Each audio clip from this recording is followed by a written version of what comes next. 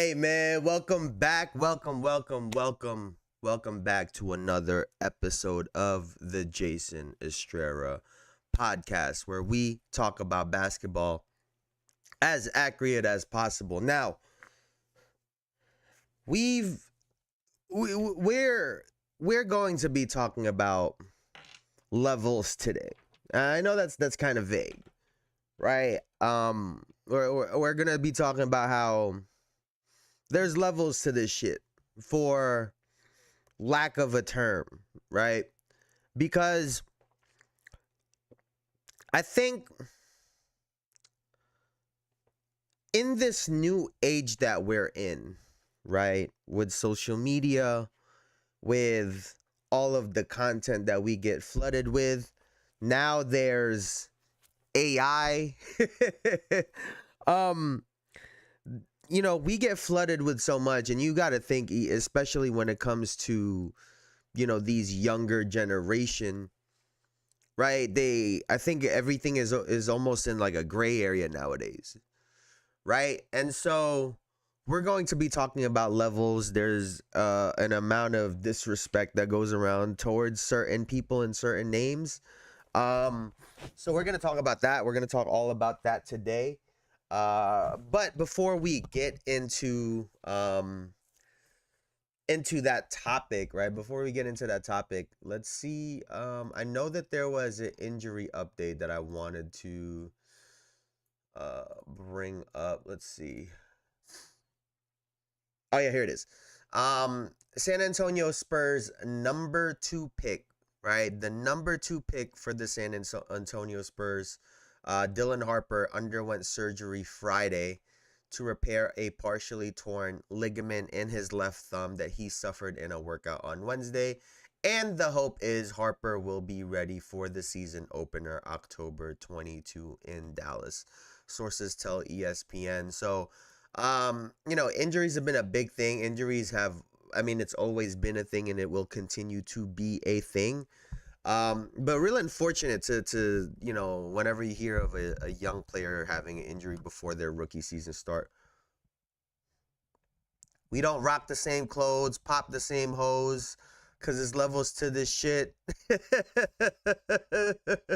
Lil, we don't drive the same whiz, we don't hit the same chick, because there's levels to this shit. Wait, I'm glad. I don't know, yo, Elijah, I don't know. I think I maybe because you doing some music shit right now. I completely forgot to tell y'all a story. Are y'all can we do a little story time before we get into some basketball? Can we do a little story time before we get into hoops, y'all? Can we do a little story time? Hello, Bruce. What's good, Bruce?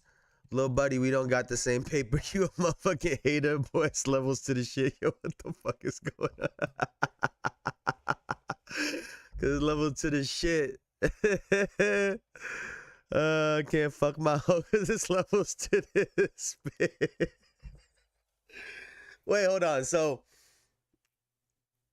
New York teams in football still stink. Yeah, I mean, even when we did win a Super Bowl with the Giants, we were good at the end of the year. But I wanted to do a little story time because I completely blanked out. Last week was like a blur. Last week was a blur. My girl's sister came in town to visit because we had gotten Chris Brown tickets, right? So we went to a Chris Brown show last Wednesday. And we've gone to a lot of Chris Brown shows. I'm a big Chris Brown fan. My girlfriend and her sister, they're massive Chris Brown fans. So we've gone to a lot of his shows, right? And I don't know if y'all have seen people going crazy about it on social media. Or I don't know how many shows y'all have been to, right? So typically you have the openers. For this one, his opener was Bryson Tiller and Summer Walker, right? And typically when they have an opener, you took your girl to a Chris Brown. Yeah, why not? Wait, hold on, Bruce. Hold on, Bruce. Why not? Why can't we go to a Chris Brown show?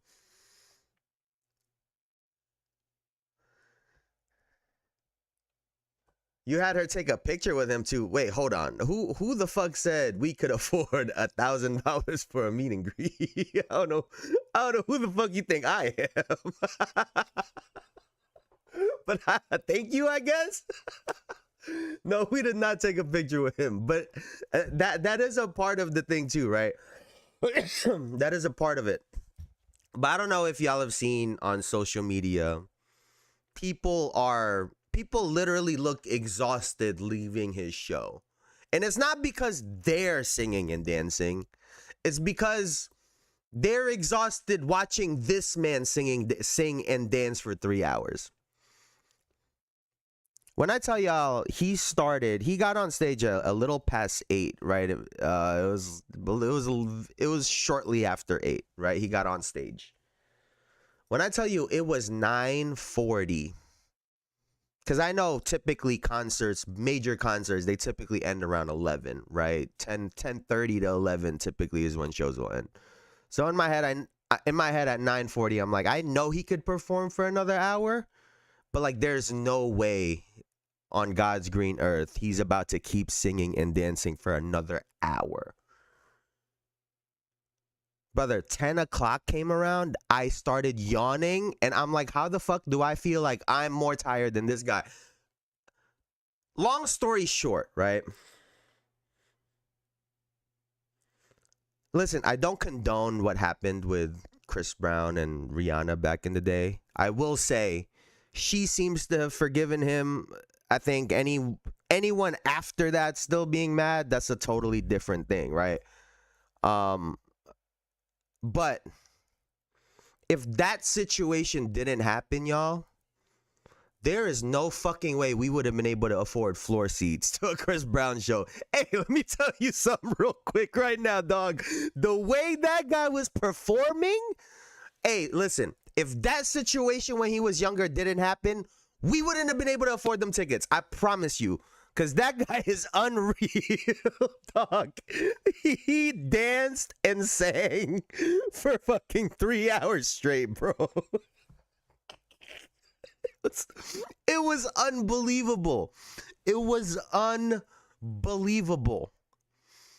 It was unbelievable. The only other thing I could even come close that in my brain comes close to it was we saw Ed Sheeran a couple years ago, and when I tell you that man literally sang for 3 hours straight and played the guitar, it was unreal. This topped that only because Chris Brown dances also. But like the fact that this guy did that shit for 3 hours straight, I feel like I still owe him money. I left that show thinking, did we pay enough for those tickets?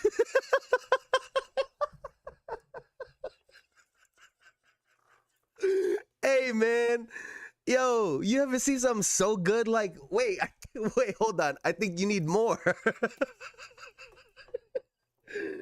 Yo, that guy is not real, man. I couldn't believe it. Yo, no bullshit. I could not believe it, dog. He went through all. There's a lot of songs that was around that, around the Rihanna time that he hasn't played in years.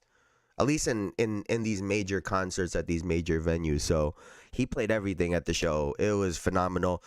And the other part, you know how during a show like that, usually the openers come back in, right? Like Bryson Tiller come back in at some point during the 3 hours. Summer Walker come back in during the 3 hours. Give this man a 5-10 minute break. Nope. They did not touch the floor again. But yeah, man. That was a blast. Phenomenal time. I love seeing people at the top of their game just doing elite shit. But he also was starting to look old. I can't even lie to you. That was the first time I ever seen him, and I'm like, damn, he kind of looking a little old in his movements. Like it was weird, but phenomenal time. Now.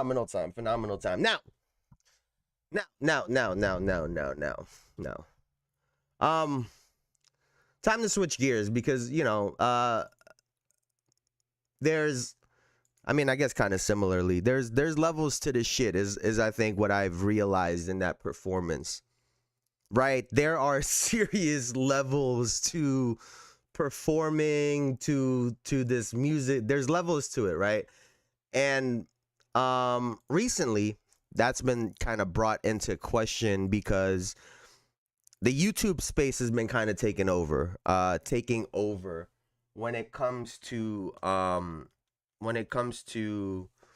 basketball. And we've had crossovers in the space. Kyrie worked with the Next Chapter and whatnot. And so let's hear what Marquis Teague had to say with regards to this. Let's take a listen. On the next chapter shit. Nigga say he'll Yo, spot me tell 10 me about points. this. Nigga say he'll spot me 10 points, bro. But Net Chatter said they'll spot you 10 points with Buddy, against Rob. the dude Rob. They said I can get 10 points for a bag of money, bro. Like, damn, y'all That's niggas is crazy. That's violation. It's crazy. Spotting an NBA player 10 points is nuts. I get Fucking it. Play him. For what, bro? I don't play basketball no more. I'm retired. Niggas don't want to hear that. Niggas don't want to hear that, Mo. So get back in shape. You get a couple months. I don't want. If the number's right, you fucking with it or nah? If they give me 100,000 and spot me 10 points, I'm playing, nigga. All right, what about? Swear to God. And I want my money guaranteed.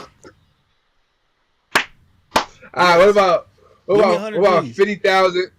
50,000 0 0. 100K, nigga. They said 10 points, not me. You need to. They said 10 points, not me. I don't got who. Yo, you really? I fulfilled you really my career. Pumping the 10 points. Hey, I fulfilled my career is crazy. Hey, I fulfilled my career is crazy. Fulfilled my career, bro. I won a national championship. I was a first-round draft pick. Number one point guard in high school. Played overseas for a good amount of time. I did what I needed to do. I don't need to play a nigga in 101, bro, on YouTube. I don't.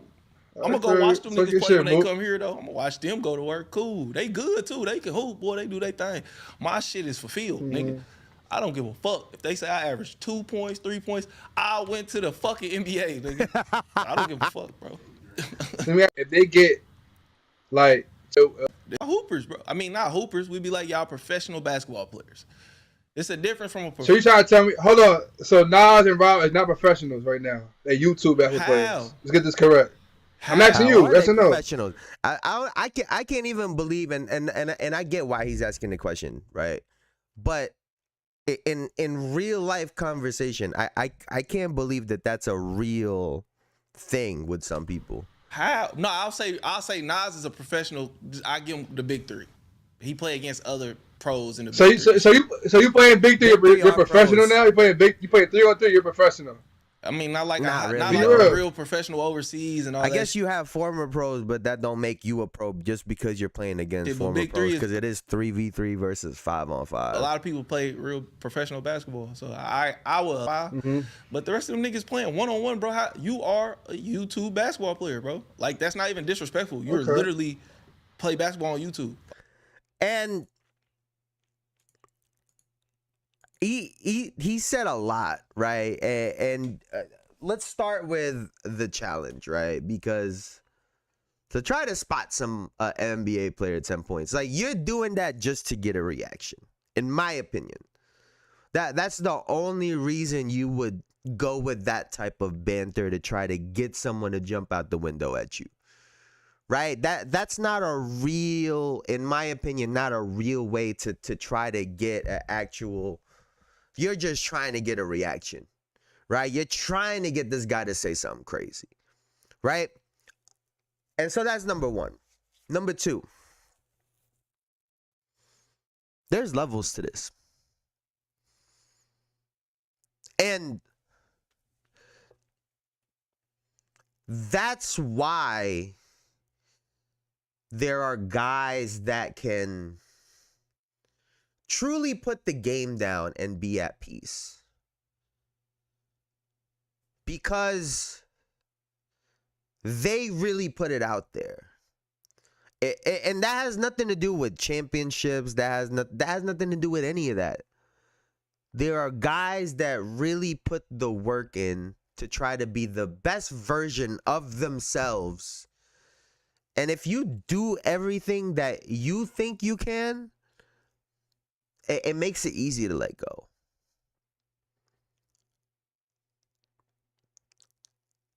And I think this is something that we're seeing with a lot of trainers. This is something that we're seeing with a lot of the YouTube guys. I'll go with the trainers first. Whenever you see a trainer that is doing all the drills on camera, whenever you see a trainer that's showing you every chance they get that they can play basketball, they're trying to fulfill that cup that they could have been a pro, or that they should have been a pro, or whatever it is in their mind that makes sense.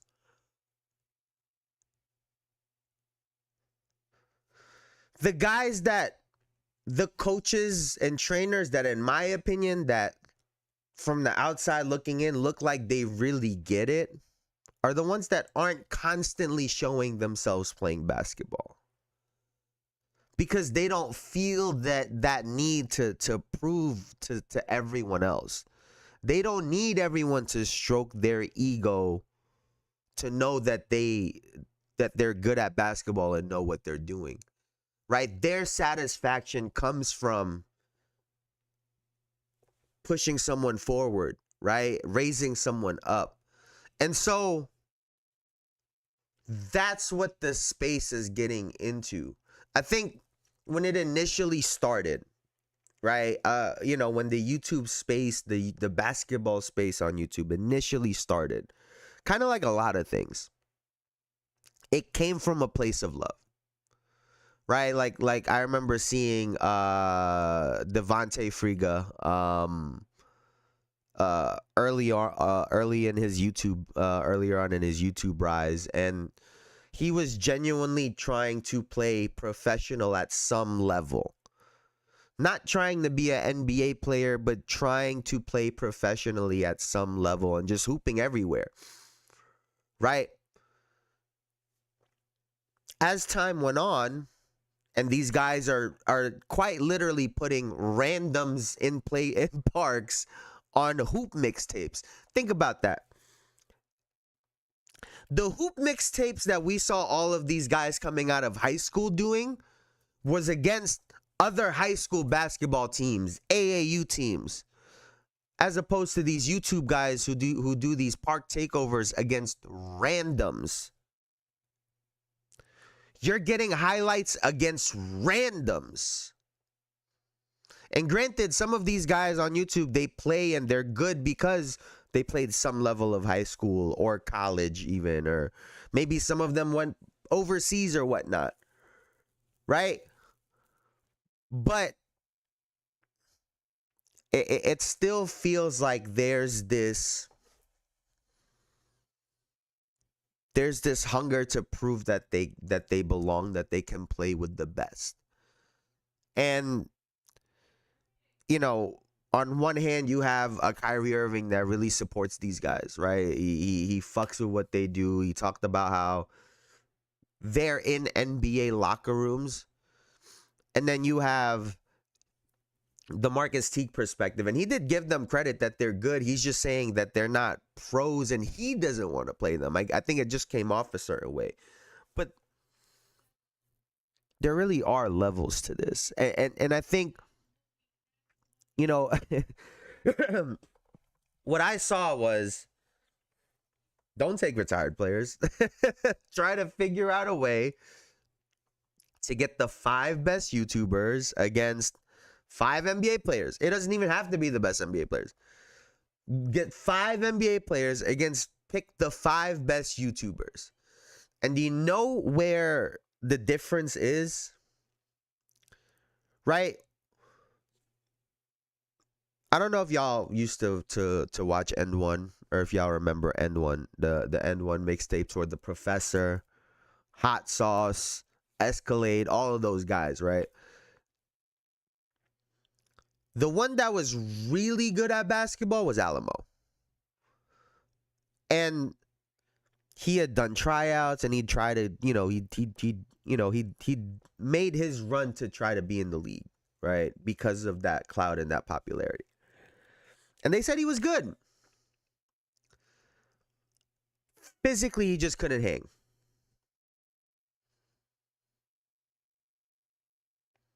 The level of training and conditioning, strength and speed that those players have compared to these guys on YouTube, it's night and day.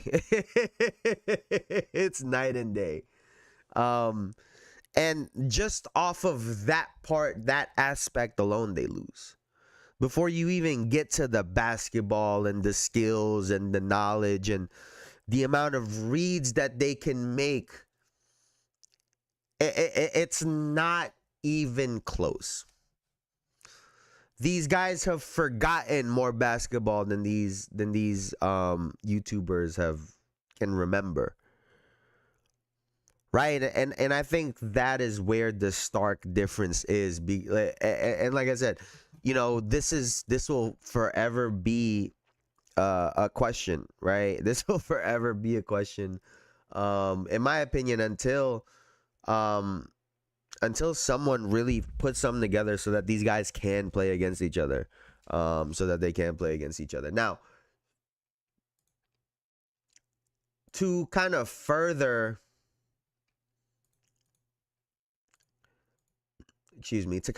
this conversation up a little bit, I wanted to bring this up because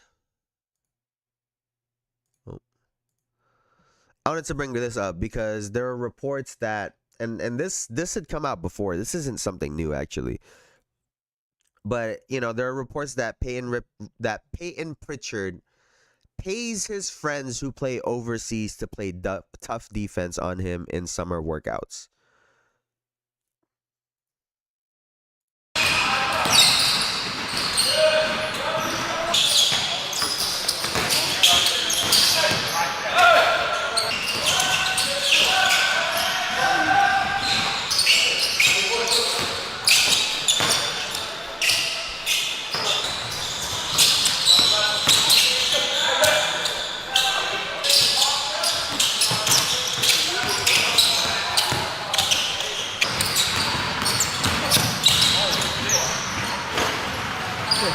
Yeah, this guy, he's literally going 1-on-3, 1-on-4. It don't even matter, bro.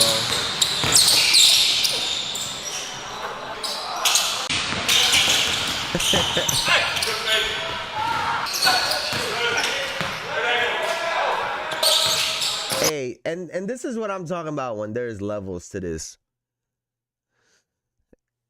In summer workouts, this guy is literally paying his friends, and someone said they not his friends if he has to pay them. He's paying them so that they can play that much harder against him.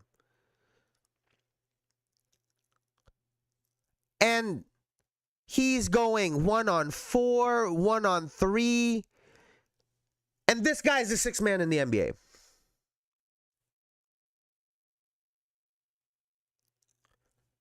He's doing all of that to be the sixth man in the NBA. Just to show you the levels that people have to be at. Now I'm not saying that, and maybe, you know, maybe the best players do train like this. You know, maybe some of them do. Or they're that good that someone like a Payton Pritchard has to train at this level just to even make it close. And honestly, by all accounts, and you know, the Celtics are very high on Payton Pritchard. You know, Jaylen Brown was talking about, you know, he might just let Payton Pritchard go and get 40. I've if I remember correctly, hopefully I'm not misremembering this, but they do this in Celtics training camp, right? One of the things that they do in training camp is they have to chase Payton Pritchard around, right?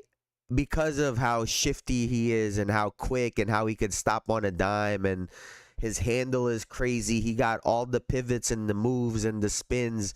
I mean, like, this guy is really fucking good. If if you didn't know who I was talking about and you tuned in just 20 seconds ago, you would think I'm talking about the best player in the world. But I'm talking about the reigning sixth man of the year. Right? And to think that you could just beat NBA players when you're a YouTuber and you were trying to get there in high school and you couldn't get there, to me is just astonishing. Hey, I commend the confidence, right? You'll never do it without the confidence, but I seriously doubt that that'll ever happen. I think they would get waxed every time. It don't even matter who you pick. Let one of them guys play Isaiah Thomas. Why are you calling out Marquis Teague when Isaiah Thomas is still playing? Go call out Isaiah Thomas. Go call out little ass Isaiah Thomas and watch what happened. It's funny. There's certain people they don't ever call out. There's certain guys that, hey, Michael Beasley just played 1-on-1. Lance Stevenson just played 1-on-1. None of y'all want to call him out? They older. They retired too. They're retired too, but you want to go call out Marquis Teague off the Club 520 podcast with Jeff Teague's younger brother? Yo, people are funny, man. People are funny. And I get it. He got a name. Their show is big. He's a Teague. I could understand that part. But there are real names that you could have called out. Or there's real names that you can call out. Right? If NBA guys aren't going for it, there, like I said, there's people you can call out. And they'll go and bust your ass. Hey, somebody say Payton Pritchard name. So somebody say Candyman. I bet you he teleports to that court. I bet you, yeah, before you finish blinking, he'll be at that court. If there's a player that might do it, he might do it. He might do it, man. He might do it. There really is levels to this, man. There really, really is, bro. Now,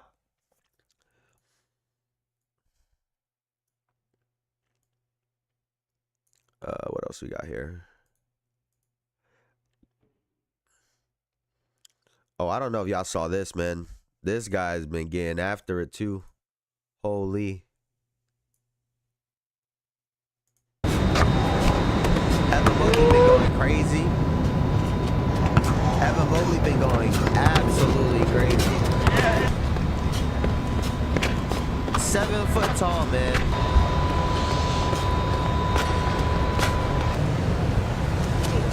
Nice. How that feel? Felt the best.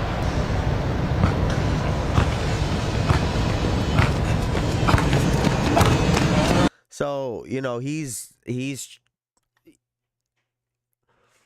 I think the thing that I love about, some people called it trash talk or confidence or whatnot, but Evan Mobley putting his name in the hat to be a MVP in the years to come, right next to a Victor Wembanyama. Now he got to go and put that work in, right? And you know he got his award last year, and his offense is coming around. You gotta think that this guy is looking to take a step, right? And if you are the Cleveland Cavaliers, where's Derpy at? I don't know if Derpy's in here, but if you're a Cavaliers fan, you've got to love that, because here's what I've always thought, right? When you have smaller guards, right? When you have guards that are roughly like 6'5" and under, your chances of winning a championship, if that's your best player, drops significantly, right? The list of names who are MVPs on teams that win the championship, like a Dwayne Wade, like a Steph Curry, like a Chauncey Billups, and then before them, Isaiah Thomas, it's very far and few, right? And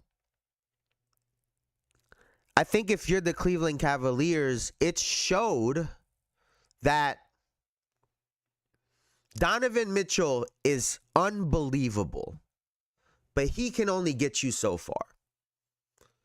You need a guy like an Evan Mobley who's tall, who can create mismatches, who can really take advantage of smaller matchups and force two people on the basketball.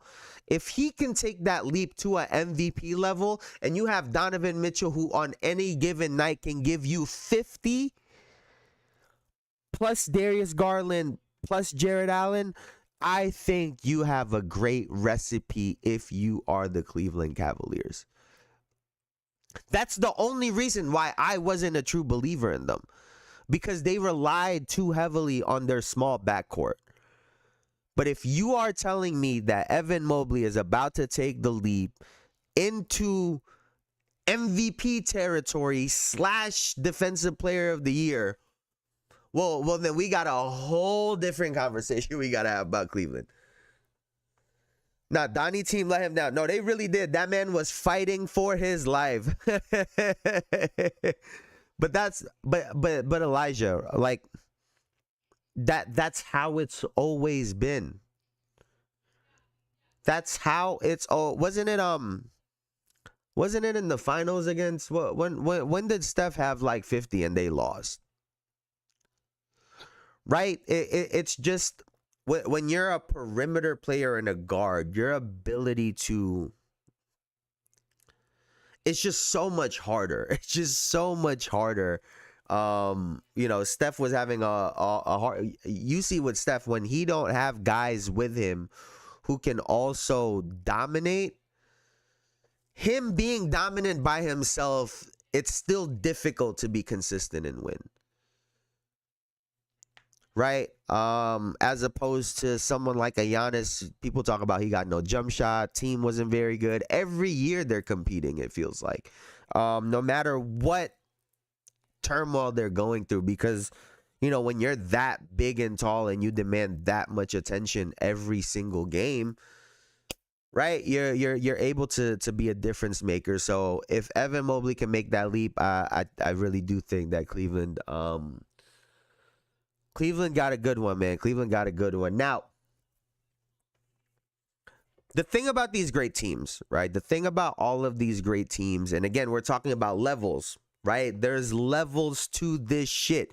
Even in the NBA. Even in the NBA, there's a gap between the very best teams versus the middle of the pack and then the bottom. Right? And in my opinion, what I'm about to show here is potentially one of the biggest keys to these successful teams. Let's take a look at this conversation. And we got the camp was maybe in October. We was there in September. What year was this for you? This is my second year in the league, so it's completely different from like what I've ever experienced my first year. No knock to the bigs I had my rookie year, but they didn't know any better. They're not KG. I got young. It's Al Jefferson, Perk, they the young pups. They're not KG. Right. They didn't use their voice like that. And the first pickup game, I'm at the top of the key. KG's like, screen. I'm like, damn, this nigga's I think he's in the paint still. Damn. Okay, cool. All right, bet. I know the ball's coming. I know I can get into the ball, now I can force him left or right. By yourself, though. I'm like, this nigga is just perfect. Like, it makes my job so much easier. So for me, that was a hell of a question. Like, that's so key, and that's why I teach my young kids in my AU program is like, the bigs are the quarterbacks, the bigs are the linebackers, the bigs are the safety. You have to talk as much as possible because you're always in the back line of defense. Right. That's why Brian is a great. Brian's gonna be in the opposite corner, checking the shooter in the corner, calling everything out, and it just makes your job easy. And that's like he's standing right next to you. Exactly, right, exactly. Yeah, he's not talking on his breath. It makes it easy. Now, okay, because it just doesn't have to be the big to call the screen. Right. Brian's gonna be calling. I'm gonna be calling the weak side corner because I'm gonna be probably checking pretty much the same guy if I'm not on the point guard, especially late in my career. Right. So I was able to get back off the ball and able to just quarterback and use my voice to help orchestrate and like I said, let's call the play out. Pin that, hey, top block over there. Like it's just, it doesn't have to be just the guy involved in the offense. It could be opposite. You talked this week about taking. So, I've been so big on communication, right? And we've been doing a ton of film study the past week, right? When trying to go over some of these defensive coverages against some of the best offenses, right? And something very common that I see when I watch these good teams are players communicating. Right? Players communicating is, to me, one of the biggest things that we could find. Let me see. Where is this game from that I was watching the other day? Where is this? It was from like a couple. No, I don't think it was that one. Is it the one from like 5 months ago? I don't think it's any of these. All right, so let's just go through here because I'm sure we'll find it regardless. And so communication's got to be one of the biggest factors when it comes to defense on the floor and off the floor, right? Because something that Rajon Rondo talks about in the rest of that clip is when he's with all of these all-stars, right? The communication of,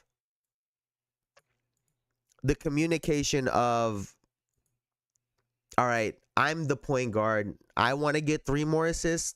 If I could get that, I could get you 6 more points. Right? Sometimes the communication, that's all you need in communication, right?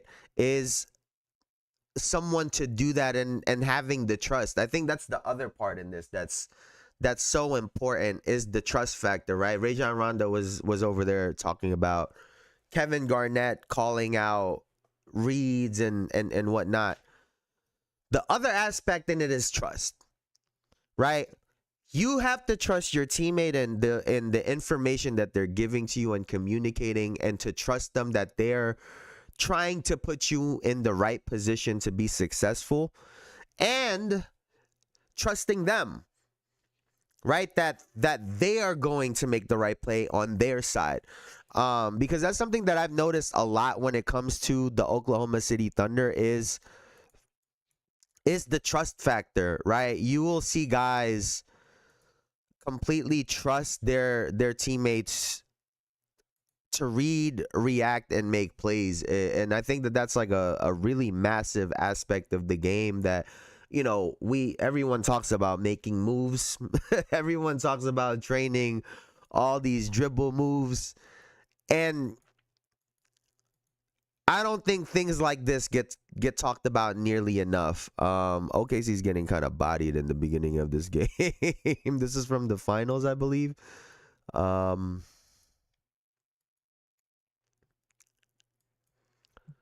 yeah, let's just play it. Let's just play out a clip and let's see if we can spot out OKC communicating. Hartenstein trying to tell him to step up. Lou Dort holding Miles Turner. I believe he tells him to go, so someone else could pick him up, so he could stay up on Halliburton, right? Fully trusting that his teammate got him. Nembhard back up top, way outside. He takes a deep shot. Tall and thin, but he has got a. And honestly, the thing that. And I got to give Indiana a lot of credit, right? Because they attacked the defense very early, right? So, you know, some people might have been wondering how this went to 7 games against the team that was so dominant during the regular season. And after watching that series, right, Oklahoma City is great because their ability to scramble and adjust is phenomenal. But Indiana also made it very difficult, right? Because they're constantly moving the ball and they're constantly pushing the ball up the floor, making communicating hard, right? Because in order to communicate something, you have to first make the read. And, you know, in all of that, things are happening so quickly. A lot of grit and toughness. Look at this, miscomm. Toughness. Right? He picked him up when he probably should have dropped. Wide open, helped off the strong side, which you never do. Siakam lines up his three-pointer. And thankfully they missed that shot. They probably took it because Siakam, they could live with Siakam with Siakam taking that three.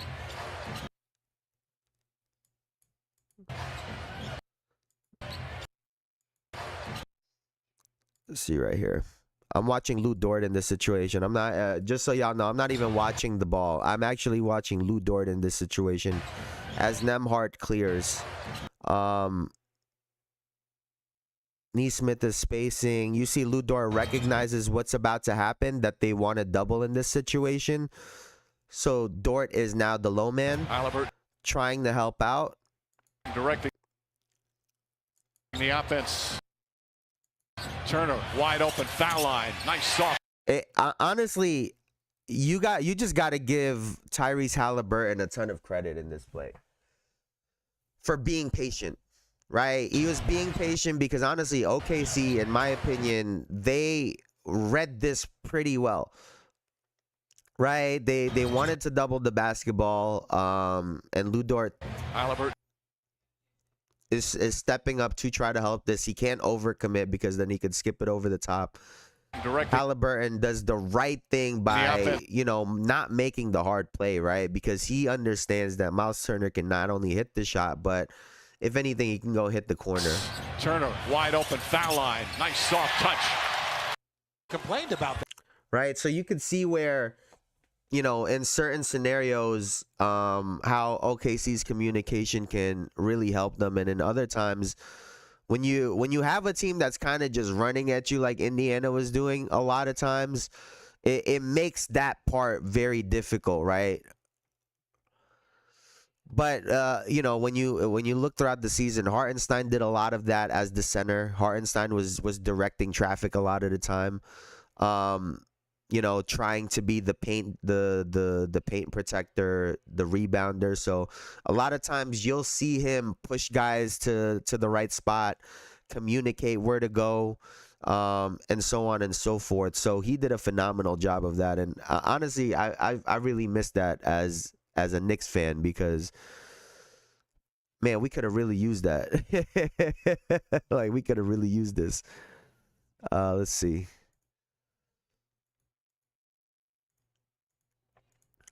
I don't know if you've noticed in a lot of these clips, Indiana's attacking by the 18, 19 second mark. Right? They're hitting drag screens. They're getting into their offense early, as early as possible, right?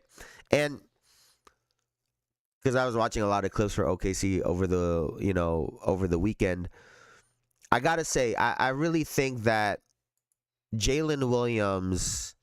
A lot of people want to give Lou Dort a lot of credit. A lot of people want to give Alex Caruso or Hartenstein or Chet Holmgren a lot of credit.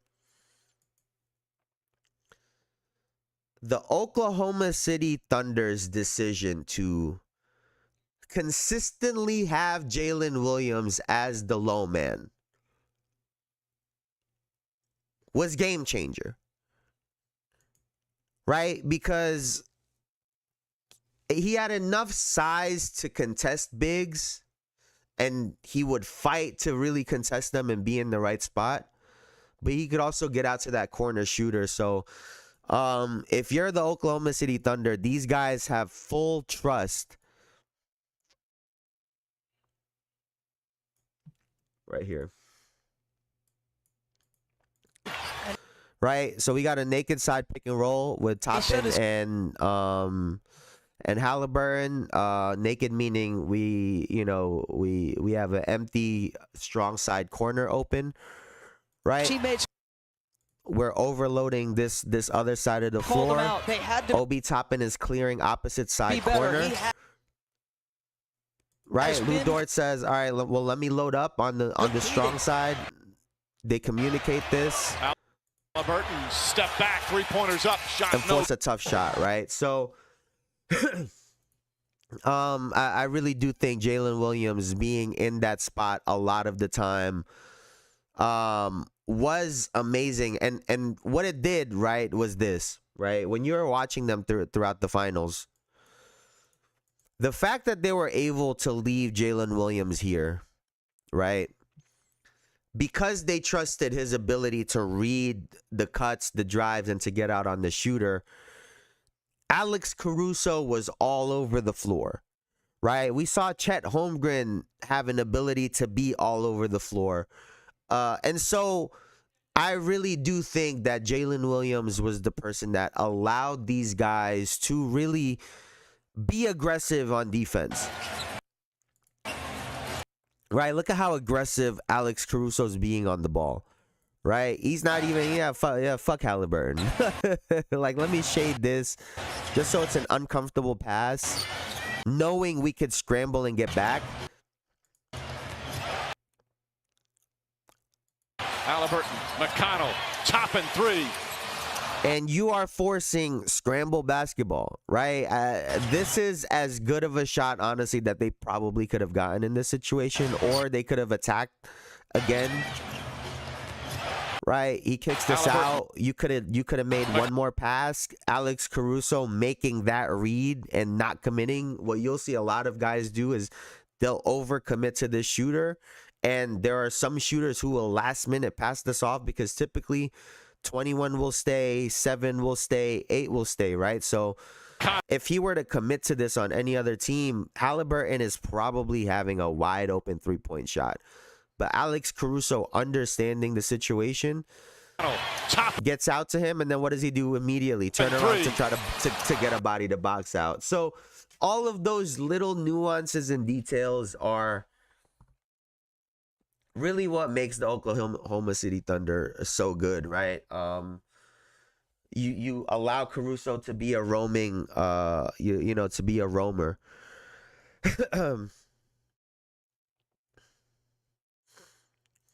And if you see on this possession, for example, right, Jalen Williams is up. Every time we've seen Jalen Williams, he moves everyone along. He literally keeps this spot. But when it's not him, they just play. Quarter, who's going to come out with the right? Alex Caruso plays with a lot more aggression on defense, so he's always looking for an opportunity. Siakam ends that play. And but think about that, right? The second Jalen Williams is out of this corner, Indiana's able to score, right? Every single time Jalen Williams has been in that corner, he is, whether communicating, whether being at the right spot, he has in one way or the other prevented them from scoring. And the second he's not in there to fill that, you always talk about ending quarter. Siakam ends that play. So levels to this shit, man. There's a ton of levels to this shit. Before we continue on, I wanted to, let me see if I can find this again, actually. Where is this at? Where is this at?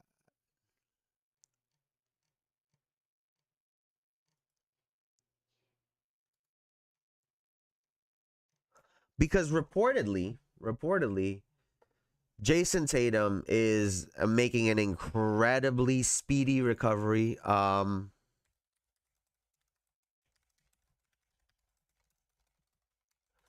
And Kyrie Irving was seen doing the same thing, right? Getting work in, getting shots up. And it's all a very healthy sign. And I think for me, the part that's really valuable in this is the future of the game, right? These season-ending, career-ending injuries, we're seeing guys be able to come back. And I think ultimately here, let's watch this actually. Kyrie work out, and this was the first time the world had seen him back on the court since his ACL injury. So he's not 100% cleared to play yet, but he was still getting shots up, working on his touch and feel, trying to get the rust off. We know Kyrie is known for his deep bag, and recently he did hit a game-winning runner with his left hand. Just like Kobe, Kyrie can use his weak hand, which is his left hand, in a variety of ways that most players cannot. And watching the workout today, I realized why. Kyrie literally spent the first 10 minutes of his session only shooting lefty shots from all over the court. The first 10 minutes, just the left hand. I mean, how many hoopers actually do that?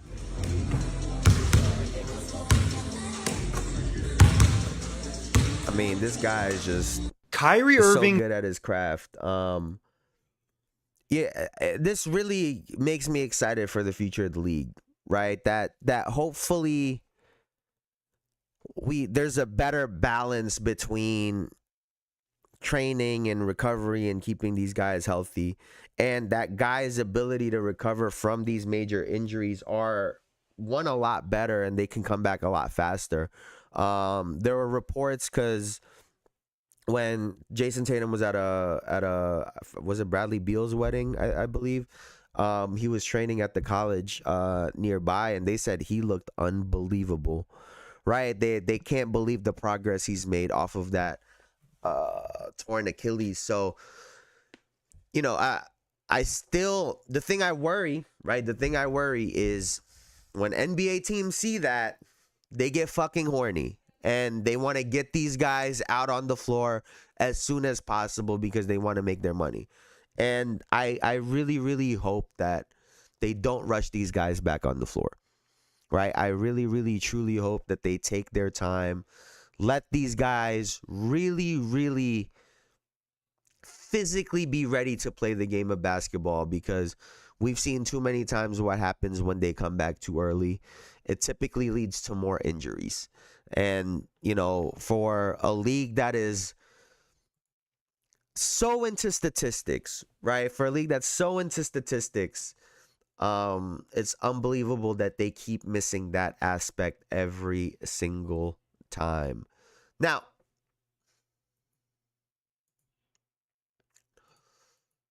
I wanted to shout out the Hall of Famers. Right? Melo was inducted, Dwight Howard, 2008 Redeem Team. All of those guys were incredible. Carmelo Anthony's speech was absolutely incredible. It was incredible. He covered a lot. It was powerful. It was moving. And I think that he is truly at peace with his career, and that to me was the most beautiful thing to see. Hi, Mom. Hi, Mom. So to me, that's what was really beautiful to see, was to see him be at peace with his retirement and his career. Right? Oftentimes we'll see guys that are bitter. Right? We'll see guys that, you know, some people almost physically have a physical reaction to you telling them that they aren't champions, right? That's like a real thing. And to see him essentially give up his ego, right? Or break his ego down for the sake of his kids, you know, especially his son, trying to make his dreams of getting into the league a reality. It's real selfless, right? We were talking about trainers earlier, and coaching. It's a selfless act. It's a selfless and 90% of the time a thankless task and a thankless job, because you don't get credit for being great or good, right? Someone else will get that credit. But to these guys, that is the part that's gratifying. Seeing someone improve is the part that's truly, truly gratifying. And, you know, that was on display in Carmelo's speech, and I thought it was beautiful. I really did.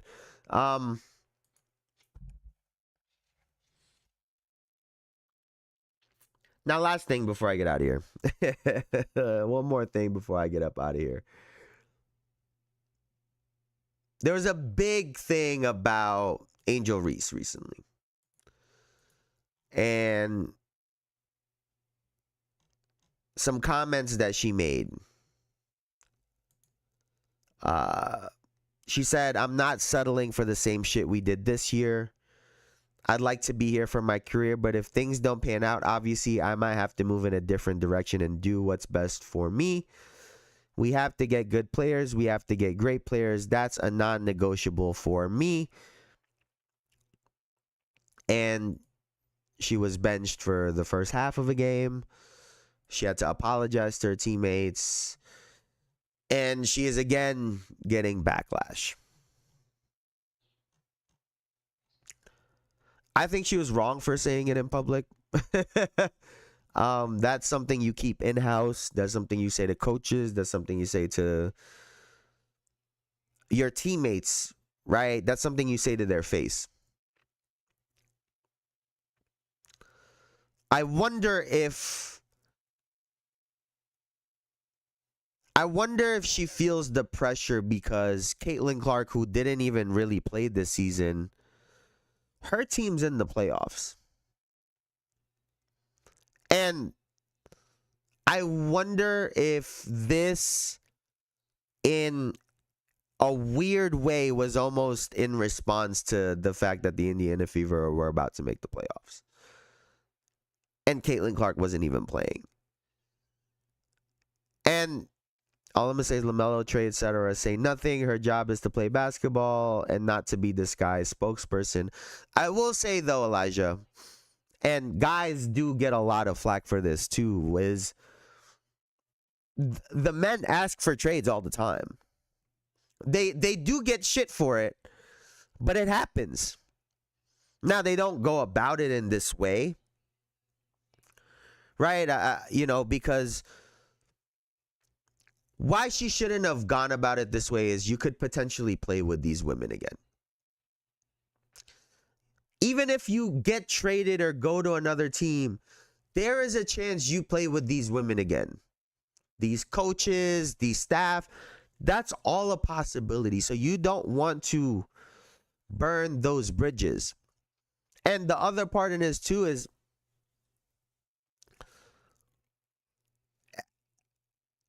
it is her career, right? Like there's this team component, but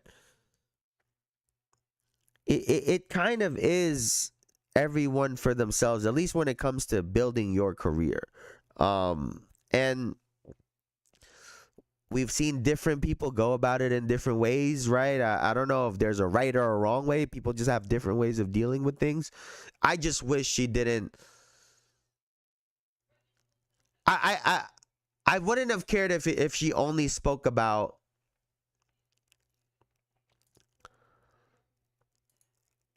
I just don't like the fact that she went about it by saying that her teammates are also that they need better players, right? That was the part that to me where I was like, you could have left that part out. Because we can get behind, this is your career, you want to do what's best for your career and so on and so forth. I could get behind that. You could have left out the teammates part, though. I just don't think how she can talk when she can't make layups. I mean, without making layups, she's still a top, 15 player in the league or whatever. So, I mean, even without that, she's still a top player in the league, though, Elijah. So, like, with or without the skill, she's still a top player. And I think in her brain, I mean, and I can't, I don't know what she's thinking, but maybe she's in her mind, she's like, all right, fuck, well, I can do the defense and the rebound. I just need someone to score. Like we all have roles on our teams, right? Like, even if Angel Reese averages 22 points per game in a season, it'll never look like A'ja Wilson's 20-plus points per game. If that makes sense, right? Angel Reese is Angel Reese. And so I think what she's saying is this team is not building a team where we could compete. I could try to handle the defense and whatnot. That's a big responsibility in the rebounding. Someone else got to score.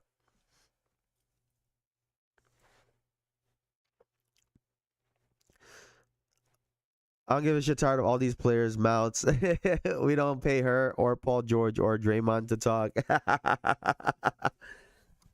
I mean, hey, it's a part of it. It's a part of the game. It's a part of the game. I do like that you're not picking sides. I mean, you've been very consistent about this, though, Elijah. You have been very consistent about this. Like I said, I don't necessarily mind her comments. I think the teammates aspect is, to me, what's like, we could go without that part. We could have definitely gone without throwing the teammates under the bus. They are trying, Angel. Sometimes you're just not good. Sometimes you are just not good. Like I was talking to somebody, and this is a great example, right?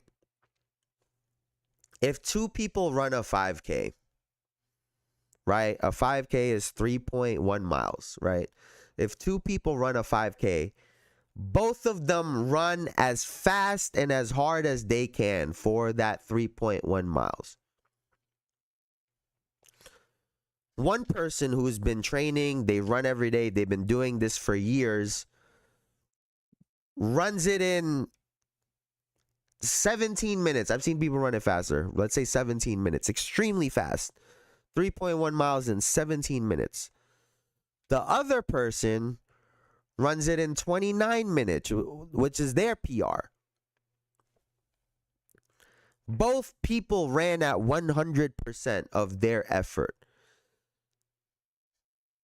Right? Just because the times are different don't mean that the effort is less, right? What I'm saying by this is to Angel Reese, don't throw your teammates under the bus because it's not for lack of trying. Maybe they're not great or maybe they're not good. That's not necessarily their fault in this situation.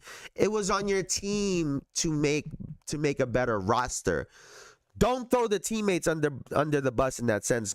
Go to the team. What are we doing? But I will say, it does kind of feel like anytime they get a chance to paint her in or to put her in a bad light, that they do.